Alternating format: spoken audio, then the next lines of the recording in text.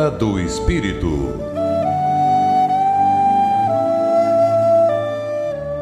Bom dia, meus caros ouvintes da Rádio Guarujá, 1420 kHz, AM, Florianópolis, Santa Catarina. Meu nome é Narbal Almeida Júnior e eu venho apresentar o programa Na Era do Espírito, patrocinado pelo Centro Espírita Amor e Humildade do Apóstolo. E hoje eu venho falar para vocês sobre o respeito à família. E para isso eu vou começar citando algumas partes do Livro dos Espíritos e do Evangelho segundo o Espiritismo. Para iniciar, eu quero citar aqui a questão 694 do Livro dos Espíritos, na parte que fala sobre as leis morais, principalmente da lei de reprodução. Nessa questão, Kardec pergunta o seguinte: que se deve pensar dos usos cujo efeito consiste em obstar a reprodução para a satisfação da sexualidade? E os espíritos respondem o seguinte, abre aspas, isso prova a predominância do corpo sobre a alma e quanto o homem é material, fecha aspas. E a questão seguinte, Kardec pergunta o seguinte, será contrário à lei da natureza o casamento, isto é, a união permanente de dois seres? E os espíritos respondem, abre aspas, é um progresso na marcha da humanidade, fecha aspas. E ainda a questão seguinte, a 696, Kardec pergunta o seguinte, que efeito teria sobre a sociedade humana a abolição do casamento? E os espíritos respondem, abre aspas, seria uma regressão à vida dos animais, fecha aspas. Há muito sabemos que o ciclo da vida é nascer, crescer, reproduzir e morrer. Nenhuma sociedade humana ou animal se desenvolveu tanto quanto os homens depois da constituição da família. Deu estabilidade para a sociedade, deu estabilidade para o crescimento, deu certeza de reprodução e acolhimento na morte. A família não é perfeita porque nós não somos perfeitos, mas é a melhor e mais duradoura forma de convivência entre os seres humanos, garantindo a sobrevivência da própria espécie humana. E aqui eu vou ler um item do Evangelho segundo o Espiritismo, no capítulo 14, lá para o final do item 9, que diz o seguinte, abre aspas, de todas as provas, as mais penosas são as que afetam o coração. Alguém suporta com coragem a miséria e as privações materiais, mas sucumbe ao peso dos desgostos domésticos, esmagado pela ingratidão dos seus. É uma pungente angústia essa. Mas que pode, melhor, nessas circunstâncias, revelar a coragem moral que o conhecimento das causas do mal e a certeza de que, se há extrema aflição, não há desesperos eternos, porque Deus não pode querer que sua criatura sofra sempre. Que mais consolador, mais encorajador que esse pensamento de que depende só de si, de seus próprios esforços, abreviar o sofrimento, destruindo em si todas as causas do mal? Mas, para isso, é preciso não deter o olhar sobre a terra e não ver senão uma única existência. É preciso se elevar, planar no infinito do passado e do futuro.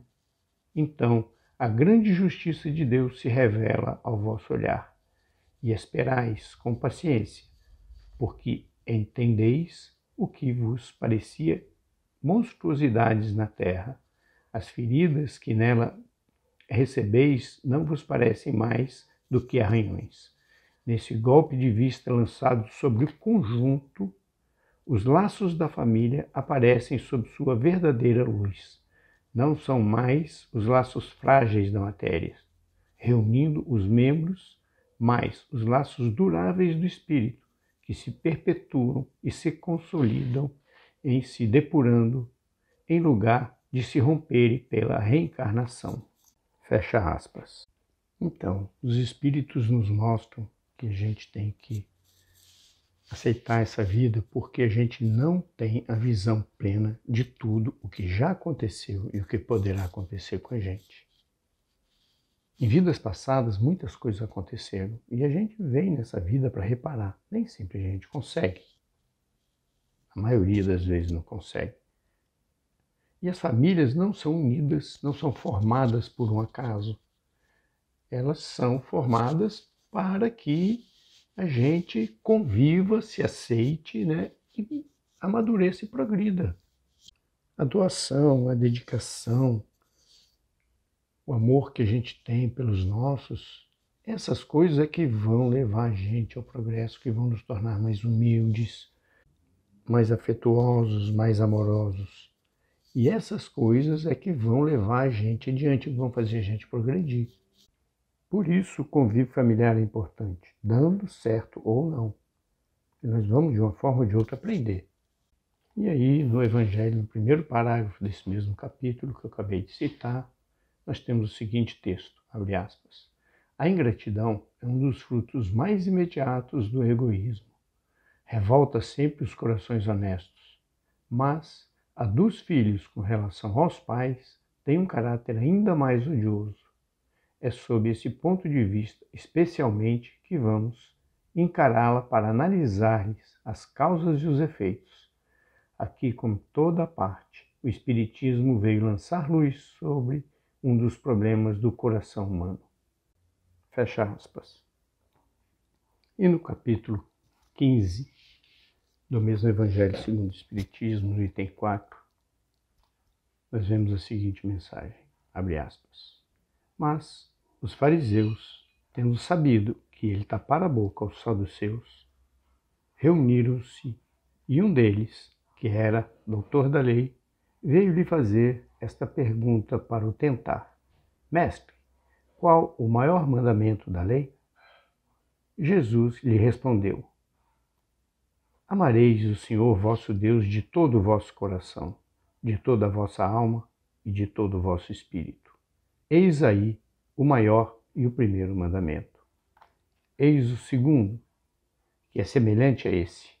Amareis ao vosso próximo como a vós mesmo. Toda a lei e os profetas estão contidos nesses dois mandamentos. Fecha aspas.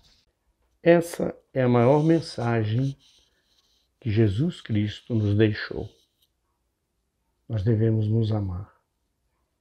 E não existe amor maior do que o amor de mãe e o amor de pai. E ele tem que ser respeitado. Não pode sucumbir a interesses particulares e diversos. Não pode sucumbir nem à lei.